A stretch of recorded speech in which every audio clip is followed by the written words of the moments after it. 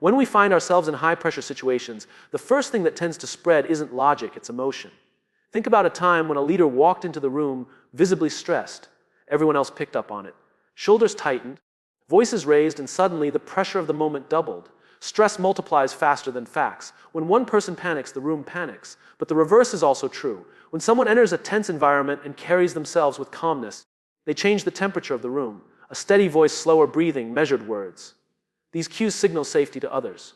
People lean in instead of pulling back. They begin to believe that whatever challenge lies ahead is manageable, not impossible. Calm doesn't mean ignoring the pressure. It doesn't mean pretending things are easy. It means choosing to create clarity when everything around you feels uncertain. In the middle of confusion, calm says, let's take one step at a time. That one step often makes the difference between spiraling downward or finding a way forward. When we remain calm, we give others permission to think clearly. Our tone and body language tell them, we can handle this together. It's not about controlling every outcome, but about controlling the energy we bring into the situation. Calmness becomes a form of leadership, not through authority, but through example. There's also science behind it. The human brain is wired with mirror neurons, meaning we unconsciously mimic the emotions of those around us. If someone is anxious, we feel anxious. If someone is calm, we begin to regulate ourselves to match that state.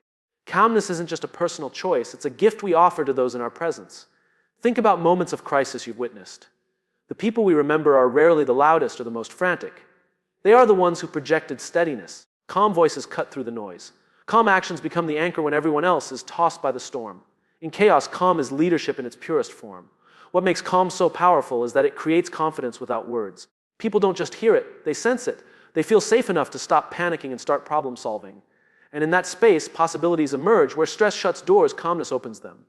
Ultimately, calm matters because it's contagious in the same way stress is, but with radically different outcomes. One spreads confusion and fear, the other spreads clarity and confidence. When we understand this, staying calm under pressure is no longer just about ourselves.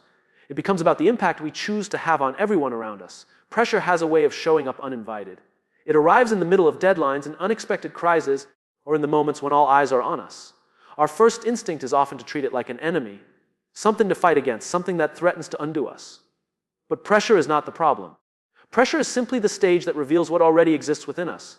Think about an athlete standing at the starting line. The crowd is loud, the expectations are high, and the pressure is immense. Does that pressure create their skill? Of course not. It only reveals how much they have trained, how disciplined they've been, and how prepared they are in that very moment. Pressure doesn't give ability, it exposes it. In our daily lives, the same truth applies. When we feel pressure in a big meeting, a negotiation, or a personal decision, it isn't the pressure that defines us. It's our response. Do we collapse under the weight, or do we lean on the foundation we've built? Pressure doesn't decide that for us. It simply shines a light on who we are when the mask of comfort is removed. The fear of pressure often comes from misunderstanding it. We see it as an external force pressing down on us, when in reality, it is an internal invitation. Pressure asks, will you rise to the occasion? Will you rely on your preparation? Will you trust yourself? When we reframe pressure this way, it stops being an enemy and starts becoming a mirror. Some of the greatest growth moments in life come from times of intense pressure. A tough conversation that could change a relationship. A high-stakes presentation that could shape a career. A personal challenge that could redefine resilience. In each of these, pressure doesn't diminish us, it sharpens us. It asks us to bring out the version of ourselves that we might otherwise keep hidden. If we avoid pressure altogether, we rob ourselves of those opportunities. Imagine never testing your limits because the stakes felt too high. You might feel safe, but safety doesn't lead to strength. Strength comes from walking into the fire and realizing you are capable of standing there without burning out. Pressure is the fire, but it also forges. Leaders, performers, and everyday people who thrive under pressure understand this distinction. They don't chase pressure, but they don't run from it either. They see it as a necessary part of growth. When the moment arrives, they don't ask, why is this happening to me? Instead, they ask, what can this moment reveal about me? And that's why pressure is not the enemy. It doesn't arrive to break us. It arrives to expose the truth about who we are, to challenge us to rise higher, and to remind us that growth only happens when comfort falls away. In the heat of the moment, our instincts are often faster than our thoughts. Something goes wrong, someone says the wrong thing, or the situation takes a sharp turn, and before we even process it, we react. But reaction without reflection often leads to regret. That is why the simplest, most powerful tool we have under pressure is the pause, the act of breathing before we respond. When we take that breath, even just a few seconds, we interrupt the cycle of chaos. Our bodies begin to regulate, our heart rate slows, and our minds start to clear. In those short moments, we create space between what just happened and how we choose to act. That space is where calm lives, and it's where wisdom is found. Consider how arguments often escalate. One harsh word sparks another, voices rise, and soon the issue is buried under layers of reaction. Yet, the person who pauses, takes a breath, and responds with intention instead of impulse changes the entire trajectory. The difference between conflict and resolution often lies in that single breath. Breathing before reacting isn't weakness, it's control.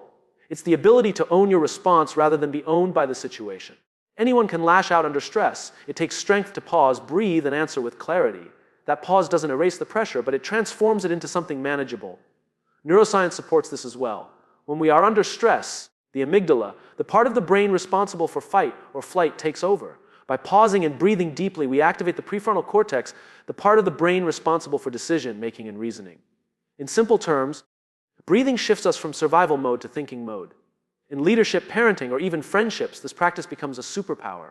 The people who pause before they react are the ones who can de-escalate situations, preserve relationships, and make better decisions. Their calm becomes contagious, not because they never feel pressure, but because they choose to create room for choice instead of chaos. Think about times in history or in your own life when someone's calm response shifted the outcome of a difficult situation. They didn't need to be the smartest or the loudest. They simply knew how to pause. That pause created a ripple effect, one choice leading to another, one calm moment preventing a spiral of panic. Breathing before reacting is a discipline. It's something we practice in small moments so we can rely on it in big ones. Every pause, every breath, every conscious choice strengthens that muscle, giving us the power to face pressure with clarity rather than confusion. When pressure builds, our minds instinctively turn inward. We think about how we'll look, what people will say, and whether we might fall short. That self-focus magnifies fear because it puts all the weight on us. Every misstep feels like a reflection of our worth. But when we shift the focus outward, toward service, toward others, the pressure doesn't disappear, it transforms. Asking, "How can I help?" redirects energy. Instead of obsessing over personal failure, we begin looking for ways to contribute. That simple shift reframes the situation from a test of ego to an opportunity for impact. Suddenly, the weight of performance is lighter because it's no longer about proving ourselves. It's about serving something bigger than ourselves. Think of a surgeon in the middle of a high-risk procedure. If their focus is on, "What if I make a mistake?" their hands might tremble, their judgment clouded. But if their focus is on, "How can I give this patient the best chance?" their attention sharpens. The pressure becomes fuel for precision and care. Service displaces fear. The same applies in everyday moments. In a tough presentation at work, instead of asking, "What if I mess this up?" asking, "How can I make this useful for my audience?" changes the tone. It pulls us away from self-consciousness and into contribution. People respond not to our perfection, but to our intent to help them. When we choose service over self, calm follows naturally. The ego creates anxiety because it craves approval and fears rejection. Service creates stability because it isn't about recognition. It's about impact. That mindset not only eases our pressure, but also earns trust from those around us. People want to follow someone who puts the mission above their own image. Leaders who thrive under pressure often do so because they are anchored in service. Their question isn't, "How will this make me look?" but "How can this decision benefit the team, the community, or the cause?" That perspective turns high-pressure moments into opportunities for collective strength rather than personal stress. This shift also reminds us that failure isn't the end. When our focus is service, even if we fall short, we've still contributed something valuable. People remember the effort to help more than the mistakes along the way. Pressure loses its sting when the purpose is bigger than personal performance. Ultimately, the question we ask determines the outcome we create. "What if I fail?" locks us into fear, while "How can I help?" frees us into action. Service doesn't remove the pressure, but it gives us the courage to stand in it with clarity and purpose. Most people view pressure as a burden, something to escape or avoid at all costs. But what if the very presence of pressure meant something different?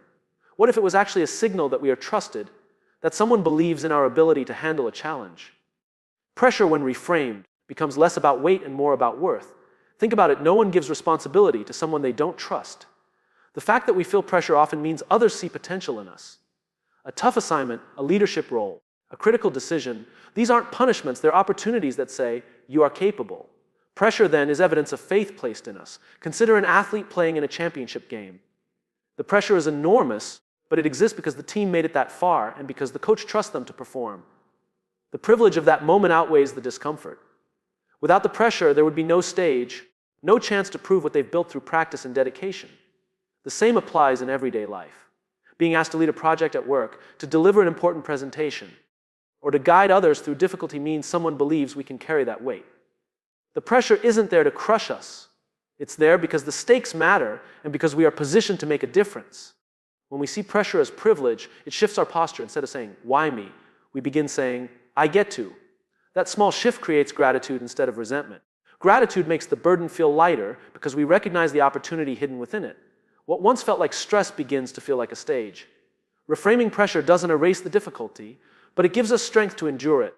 Responsibility always comes with weight, but that weight also shapes character. Just like a muscle grows under resistance, our resilience grows under pressure. Privilege and growth are inseparable from challenge. This perspective also deepens our sense of responsibility. If pressure means trust, then how we carry ourselves under it communicates something to those who gave us the opportunity. Do we shrink from it, or do we step into it with honor? Pressure is a chance to show we are worthy of the trust placed in us. When we begin to see pressure as privilege, it changes everything. It turns fear into gratitude, burden into responsibility, and challenge into opportunity. It no longer feels like something happening to us, but something happening for us. Calm under pressure doesn't appear out of nowhere. It isn't luck, and it isn't something we can fake for long. True calm is rooted in something deeper, preparation and purpose. When we know we've done the work, and when we know why we're doing it, pressure feels less like a threat and more like a test we are ready to meet. Preparation builds confidence because it eliminates uncertainty. A musician who has practiced for hours doesn't fear the stage in the same way as someone who skimmed the notes. An athlete who has trained daily doesn't question their ability when the game begins. Preparation tells us you've already put in the work, now trust yourself. But preparation alone isn't enough. Without purpose, preparation feels mechanical, like we're just rehearsing for the sake of it. Purpose gives meaning to our effort. It reminds us why the work matters in the first place. A teacher facing a challenging classroom, for example, may feel pressure every day, but their purpose, shaping young minds, fuels their resilience. When pressure comes and the situation feels uncertain, purpose steadies us. It's the anchor that keeps us from drifting into panic. If preparation builds the tools, purpose tells us where and how to use them. Together, they create a foundation strong enough to withstand the storms of stress. Consider the difference between someone who is unprepared but passionate versus someone who is prepared but purposeless. The first may burn out quickly, while the second may deliver without conviction. True calm comes when both preparation and purpose align, giving us both competence and conviction. Anchoring ourselves in preparation and purpose also reduces the power of doubt. In moments of pressure, the voice in our head often whispers, "You're not ready," or "This doesn't matter." Preparation silences the first voice. Purpose silences the second. What's left is focus, the ability to meet the moment with clarity. This mindset transforms the way we approach challenges. Instead of fearing what could go wrong, we start leaning into what we've already built and why it matters. We stop scrambling for confidence in the moment and start relying on the foundation we've laid long before it arrived.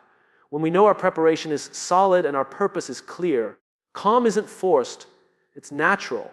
We don't have to chase it in the moment because we've already built it into who we are. The stories we tell ourselves in moments of pressure often decide the outcome before it even begins.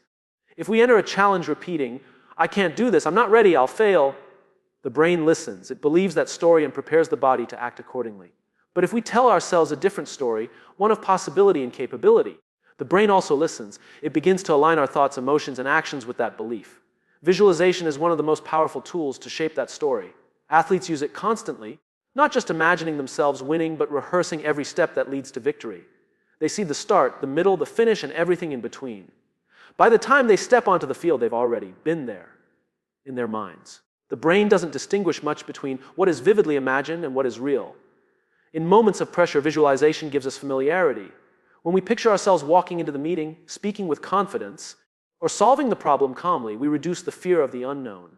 The mind feels as though it's stepping into something it already knows, making calm more accessible.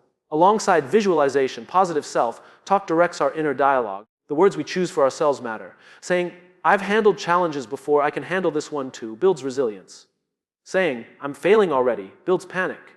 The language we use becomes the script our brain follows. Positive self-talk doesn't mean ignoring reality or pretending things are easy. It means anchoring in truth and strength, reminding ourselves of past wins, of skills we've developed, of preparation we've invested. All of this builds confidence. It's not about hype, it's about aligning our inner voice with what empowers us instead of what paralyzes us. This combination of visualization and self-talk also changes how the body reacts. Stress triggers adrenaline, but calm visualization and encouraging words slow the breath, steady the hands, and sharpen focus. The body responds to the mind's direction. A calm story in the brain creates a calm presence in the body. In leadership and daily life, this practice becomes a quiet discipline. Before a presentation, before a tough conversation, before making a big decision, those who pause to visualize success and speak positively to themselves carry a presence that others can feel. Their calm isn't an accident, it's practiced. The truth is the brain believes the story you tell it. If the story is fear, fear grows. If the story is strength, strength shows. Visualization and self-talk are simply the tools to make sure the story we choose is one that carries us, not one that crushes us. Calmness is often seen as something we either have or don't have, as if some people are simply born with the ability to stay composed under pressure. But calm isn't an innate trait, it's a skill. Like any skill, it gets stronger with practice. Waiting until a crisis to discover calm is like waiting until the storm to learn how to swim. The time to build calm is long before the moment demands it. Daily life gives us endless opportunities to practice. The traffic jam that tests our patience. The long line at the grocery store, the minor conflict at work. These moments may feel small, but they are training grounds. Choosing to breathe, choosing to pause, choosing to stay steady in the face of small frustrations builds the muscle we will rely on in bigger storms. Think of a firefighter. They don't practice calm for the first time when the flames are rising. They drill it daily, rehearsing responses, regulating their breathing, and staying focused under controlled stress. So when real chaos arrives, calm isn't foreign, it's familiar. That's the same approach we can take in our own lives. Practicing calm daily also reshapes our nervous system. Every time we slow down our breath instead of snapping, every time we listen instead of reacting, we teach the body and mind to associate pressure with steadiness instead of panic. Over time, calm becomes the default setting, not the exception. It's also about habits. Meditation, journaling, deep breathing exercises, or even short moments of silence train our ability to center ourselves. These practices don't need to be long or complicated. What matters is consistency. Just as lifting a small weight every day builds strength over time, small moments of practicing calm build resilience. When calm is practiced regularly, it also influences how others see us. People begin to trust that we won't unravel at the first sign of stress. That trust gives us credibility, whether we're leading a team, raising a family, or navigating relationships. Calm isn't just personal strength, it becomes a form of service to those around us. The beauty of practicing calm is that it compounds. What feels difficult in the beginning becomes natural with repetition. The situations that once rattled us lose their power. Instead of being tossed around by every wave of stress, we learn to steady ourselves and ride through it. Calm is not a switch we flip when we're desperate. It's a muscle we train when things are ordinary. And the more we train it, the more it will be there for us when life is anything but ordinary.